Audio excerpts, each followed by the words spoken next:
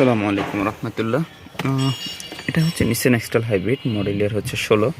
এই গাড়িটা customer complain, ওনার গাড়িটা হাইব্রিড ওয়ার্নিং ল্যাম্পটা অন হয়ে থাকে এবং গাড়িটা মাঝে মধ্যে একটু ধাক্কা মারে এবং গাড়িটা হাইব্রিডে অনেক কম চলে, বেশিরভাগ সময় ইঞ্জিনে চলে।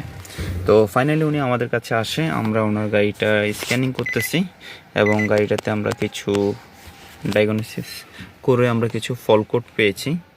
ইলেকট্রিক্যাল ওয়াটার পাম্পের একটা কোড আছে এবং এবি সিস্টেমে আছে।